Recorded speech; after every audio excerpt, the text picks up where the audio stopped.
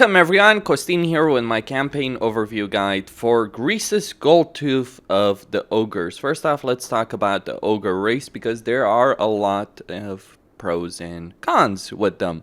The Ogres are a mediocre race, I'd call them in general. They have strengths, but they also have significant weaknesses when it comes to their campaign playstyle. First off, they can never get a settlement that's above tier 3. So every settlement they're going to have is going to be a minor settlement with all the limitations that comes with it.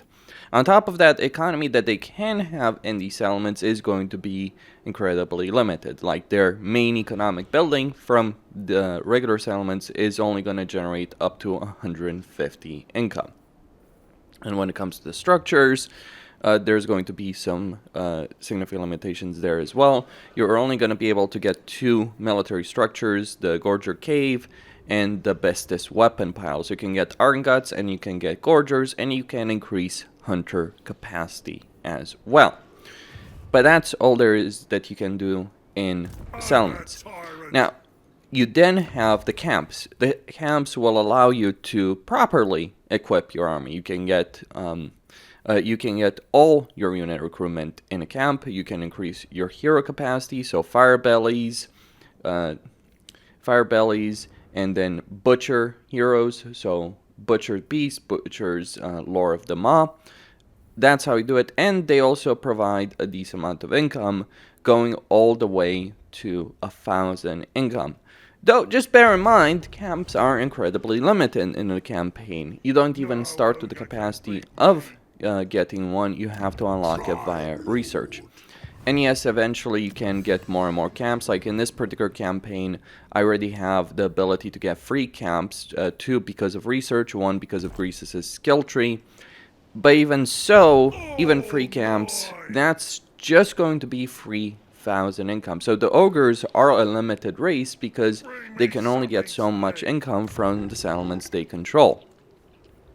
Even over here, I'm just down to 1,000 income. Sure, once I get a Goldtooth toll gate, and if I make the Gold Horde, it will improve, but it's never compared to what other races can get from their settlements. I mean, if you count the camp, sure, different situation altogether. But even with the camp, there are going to be limitations. And on top of that, the camps don't have a regular garrison. What instead they do have is they can get a significant upkeep reduction and maintain a proper full army. But it's still going to cost you money to maintain troops in a camp. Furthermore, camps are not particularly defensible. The reason behind this is camps are led by a camp tyrant, but the camp tyrant isn't particularly good. It's not a proper lord. You can't really use your proper lords to defend the camp. And so the army in the camp, if you're ever trying to defend the camp with an army there, it's going to be at a significant disadvantage. You don't want to end up in that situation. It's better to just seek open field battles with ogres. They actually excel at open field battles as opposed to battles in tight corridors because they're fast. They've got fast speed. They can do a lot of damage. They've got the ogre charge. They've got a lot of charge bonus, and they can further increase this charge bonus in an actual battle. So, for instance, if I take Greasus' army here, you can increase the mass of your units by using meat, and you can spend up to 5 meat, so that will give you 10% unit mass, 10% speed, 10% charge bonus. So if we auto-resolve just there, that entire army of Gorst has been eliminated. I'd say the biggest weaknesses beyond the economic issues that the ogres do have is it actually is difficult and it takes time. Like this is turn 21 and this camp isn't even tier 3. Like I'm getting it to tier 3 right now. But it's actually difficult to get access to your heroes, which like Fire Bellies are tier 4. Getting access to Butchers requires you to get the Gutstone and get that all the way to tier 3.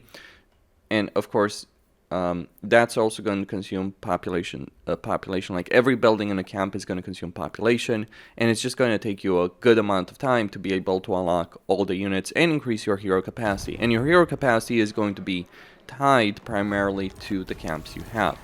So that is a limitation. The Ogres are just a limited race. Their playstyle made sense during the course of the regular campaign within the Realms of Chaos, but their playstyle is not so great for Immortal Empires. And this, by the way, applies to the Ogres when played by the AI. The Ogres played by the AI tend to do fairly poorly, and they tend to get wiped out by the other better, stronger factions. I mean, look at my situation over here in this campaign. I've eliminated Gorst, but there's still Kugaf somewhere around here. There he is. So there's still Kugaf. I still have to send Greasus to finish Gorst's last armies. I could get a peace deal if I really wanted to, but I don't necessarily care for that right now. But from the north, we've got free stacks from Grimgor showing up, and likely even more troops that are going to show up. So so it is going to be difficult. And the problem is, I don't know if I have the tools needed to actually tackle all of those problems. Like, even if I march my armies, force my armies to the north to deal with that, I'm not sure it's going to be enough, even if I send both of these armies. I mean, I could possibly win, but it's certainly a rough ride. And the thing is, both Ogre Legendary Lords are in a situation where they do have a rough ride in their campaign. Greasus more so than Scrag, but it's not a vacation for Scrag either. One final thing to mention here when it comes to the Ogres, before I talk about Greasus' situation specifically, unit roster-wise, the basic Ogre builds are not particularly that great. Yes, they're large, they're big, they can do a lot of damage, but they're not great against armored units. Like, it might seem like, oh, they have a lot of armor-piercing damage, but here's the thing. There's a few entities for a unit there. The Iron Guts. Now, they have good armor-piercing damage. They can handle that, but they're significantly more expensive than an Ogre Bull. And yeah, there's some nice tools. There's the Stone Horns at tier 5. There's the Man-Eaters, all that. There's some good units in the Ogre roster, but it's very, very difficult to actually acquire them because you need a camp that's tier 4, tier 5 to be able to do so. If you can get that, that's a different situation, but even then, you're not really going to be able to maintain a lot of these units in large numbers just because you won't have the economy. The Ogres really need an economic buff, and they need a better way of the camps to handle the entire camp system. If you lose a camp, you're losing all the effort you've put in to get that camp. Now, the AI can get higher level camps much faster, but it's really poor at defending them and positioning them. But AI does certainly have a benefit. Like, if you can confederate another Ogre faction, you can get access to their camps if they have any left. Of course, the problem is actually confederating another Ogre faction. That can be a bit of an issue, given the fact that they tend to get wiped out fairly quickly. So when it comes to Greasus, this is the army he starts with. 1 unit of Iron Guts, 2 units of Ogre Bulls with dual weapons, 1 Fire Belly, some Gnoblars, Gnoblar Trappers, and he starts with control of this Dwarven settlement just outside of the Great Hall of Greasus. Why he doesn't start with the Great Hall of Greasus, that's a different discussion. But of course, you can just auto-resolve these first 2 battles very easily, take it back for Greasus. In your early game, yeah, you're just going to take the Valley of Horns after you take the Great Hall of Greasus. What you do after is a completely different discussion. But let's look at Greasus' situation. He gets diplomatic relations benefit with Ogres. He gets 25% unit mass, which is very important. Makes his Ogres that much better in battle, makes them not get stuck in a fight, gives him more flexibility on the battlefield. And Greasus also gets 50% income from trade tariffs. And he does actually start with trade resources here with the tusks. When it comes to it, by the way, the fact that he actually starts with a settlement to the south means he has a natural expansion path taking the Great Hall, then the Valley of Horns right after. Now, for Greasus, in terms of his Lord benefits, he does get 50% income from raiding, minus 50% upkeep for Iron Gods, so he can maintain Iron Gods for the same price as an Ogre Bull. So you can get an entire army of Iron Gods for the same upkeep price. He also gets income from sacking and looting settlements plus 50%, which means he can get a substantial amount of income just by sacking settlements. Big name-wise, he's got these choices: income from trade tariffs, income from old buildings, unit mass.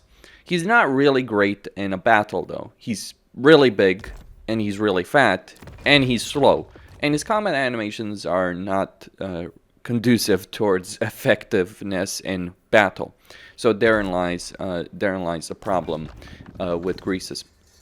He's not a great fighter. He's more about the benefits he brings on a campaign level.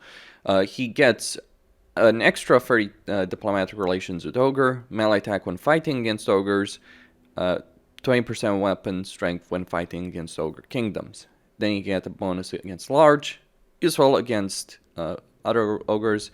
Then 8 armor to his army for leadership, casualty replenishment, recruit rank for his army, and local recruitment capacity. But that's not all. There are other things as well that we gotta consider when we're talking about Greasus Vanguard deployment for Greasus. You can get 8% weapon strength for Ogre Bulls in his army, so that can be useful early on if you can get it quickly enough. Then he has camping. Now, camping at rank 12, he can unlock all of this. It will give him camp growth for all camps, then meat provided by camps plus 50%, and camp limit plus 1. So remember, ogres work based on the meat that each individual army has. But to gain meat, you either need to have a camp providing meat in a radius, so you're not at the deficiency, or you need to continuously fight battles, or really both. You can use meat, of course, for these post-battle for these benefits like melee attack, campaign movement range, global recruitment duration, winds of magic, power reserve. And Greasus does certainly have a benefit when it comes to the fact that he can get an extra camp through his skill line. But he's not really effective in battle. The one major benefit he does have in his campaign is the following. Though it's going to come with a lot of downsides as well. Make no mistake on that. He starts right here in the Ivory Road. Now, the thing about the Ivory Road is that it's one of the main caravan trade routes for Cathayan caravans.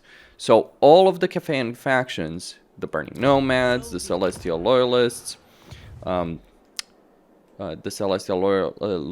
the Jade Custodians, the Imperial Wardens, though Imperial Wardens in Miaoying less so, but typically speaking, a lot of Cathayan factions will be sailing caravans through the Great Hall of Greasus, which means you can destroy those caravans and get access to their riches, which will go a long way towards making up for some of your early game financial issues.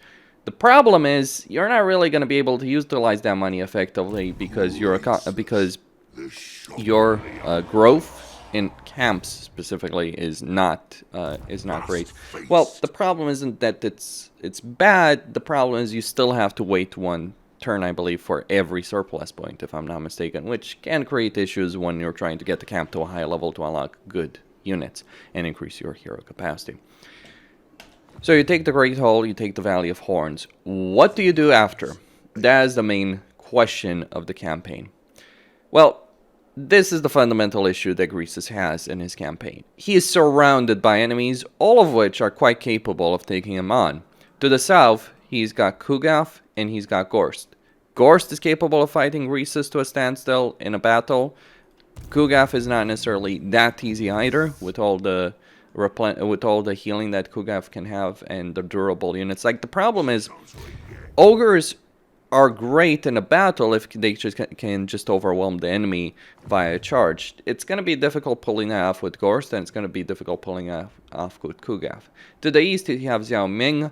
He is a guy you really don't want to end up in a war with if you're playing as Greasus. And to the west, even though they're not so closely to you, they will come towards you.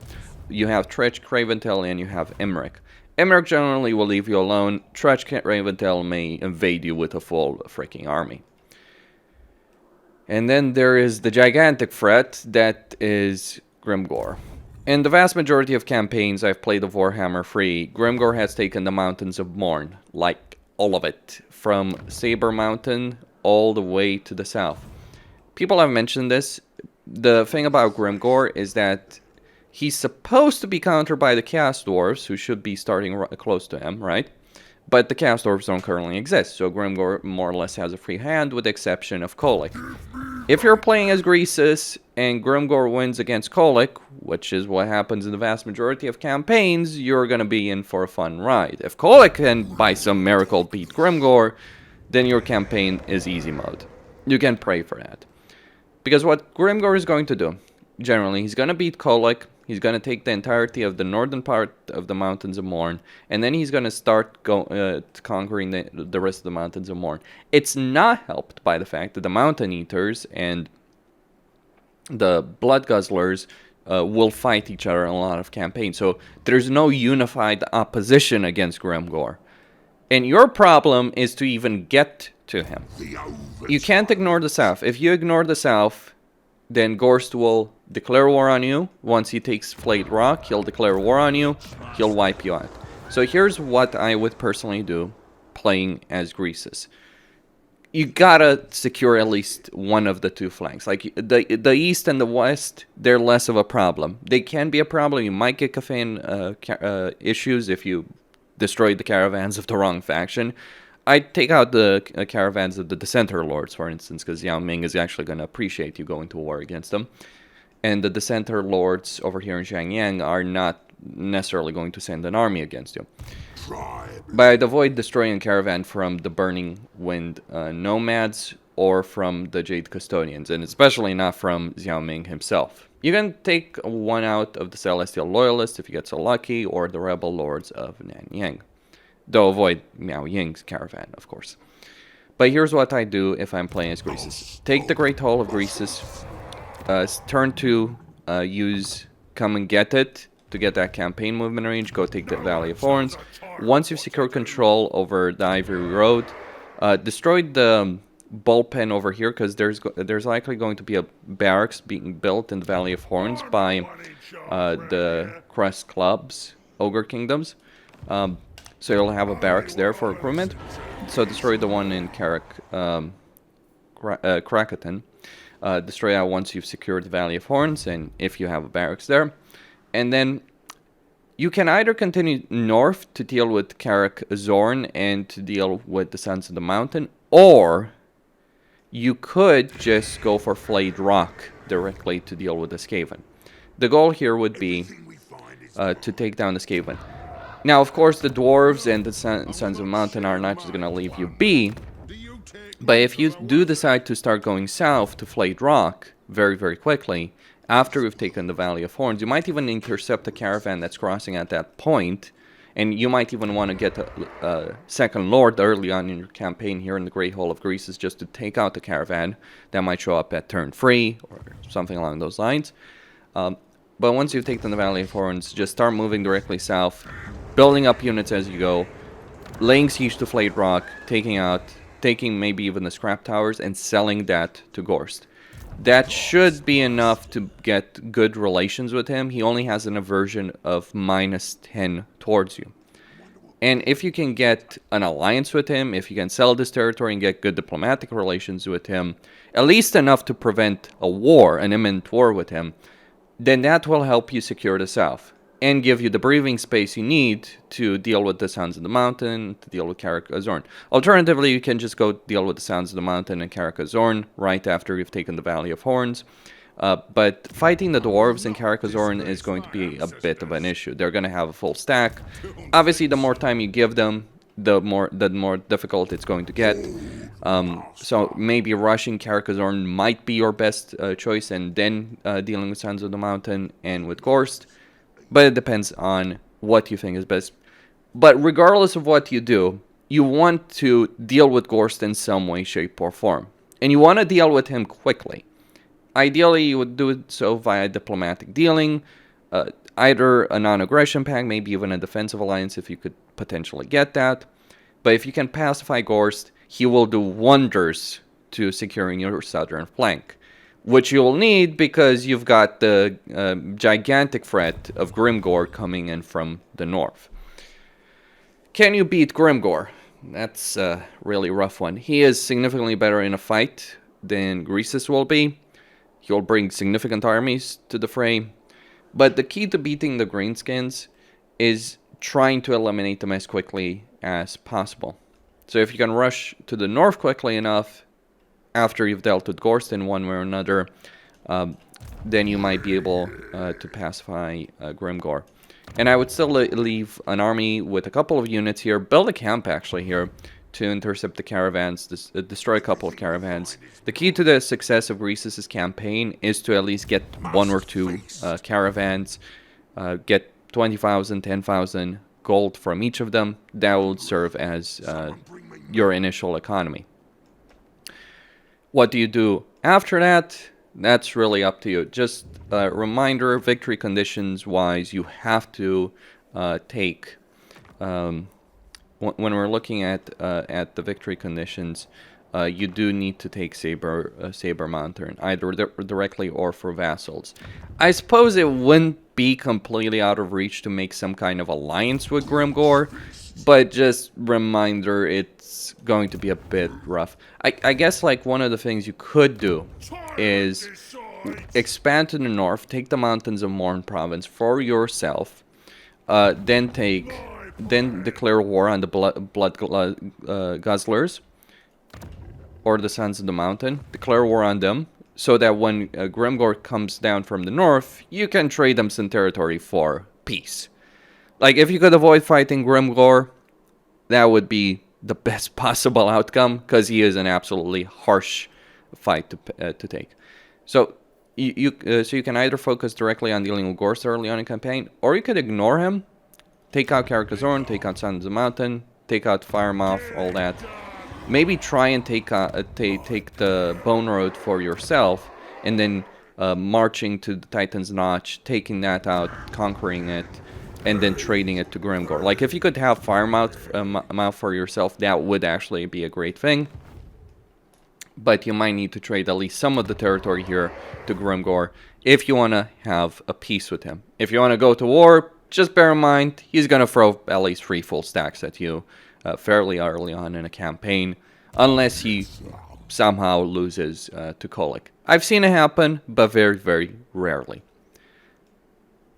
Assuming you can survive Grimgor, one way or another, what do you do then? Well, you could go expand into the Darklands, go to work against Clan Rictus, though that's probably going to put you in contact with Emmerich. But it is certainly a strategy worth pursuing. Though I don't generally like the Darklands, it's the distance between the regions can be pretty great, and Emmerich himself can be a significant threat. Though if you just leave him to it, he'll just become an even bigger and bigger threat. Though I don't think he's particularly hostile towards you. You could take Pig Barter for yourself. There's some benefits in doing so. What you really want, though, as Greasus, is to get access to trade resources to improve your trade income. Because you do get a substantial income benefit from trade tariffs, but you need trade resources so that factions will actually trade with you in the first place. And so securing those trade resources can be pretty important. I would want to take out Trash Craventail, because Caven can never be trusted, can they? And after what you do after that, like, you can go into the mountains, or you can go into Cafe if you want to pick a suicidal fight against Xiao Ming and Miao Ying. I mean, that's the problem. It's not that the Ogres are so horrible as race, just the factions that surround them. Like, you've got Grimgor to the north, Gorst to the south, Xiao Ming to the east, Emmerich to the west. And all of those are formidable legendary lords in their own right. Grimgor and Gorst are some of the best in the game. Xiao Ming is very strong in his own right, and he'll build a pretty powerful empire over there. And Emmerich, he is a nightmare in battle. you need to nullify some of those threats, make deals at least with some of them. I mean, hell, if you can make deals with both Gorst and Grimgor, that would be the most ideal outcome. If you could get alliances with both of them, that would be one of the most ideal outcomes. That might ruin any chances for you to make an alliance with Xiao Ming, but between Gorst and Xiao Ming, I think I prefer having Gorst as an ally, to be quite honest with you. But you might have to make a choice there. Xiao Ming is also not going to be useful in terms of dealing with Gorst, because he's going to spend quite a bit of his early campaign having to deal with the Dissenter Lords, and then having to deal with Snitch. Once he deals with that, he would be a formidable ally, but by that point you might be overwhelmed in zombies and greenskins if you're not careful. Or if you can make some kind of pact with Grimgor early on in your campaign, you might just be in a situation where you can just annihilate Gorst yourself during the course of that campaign. Depends on what you want to do. Various choices.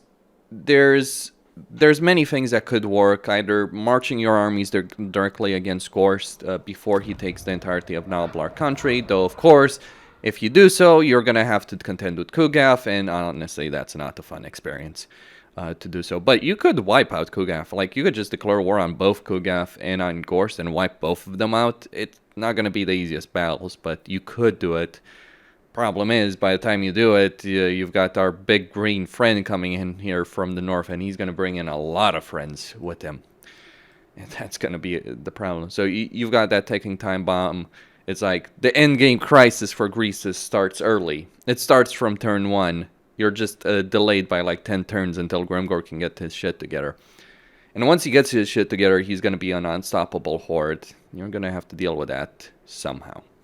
That's all there is to say. Costin here, signing out. Don't forget to subscribe, like, enable notifications, and stay tuned for more, boys and girls. Next up, Grimgor himself.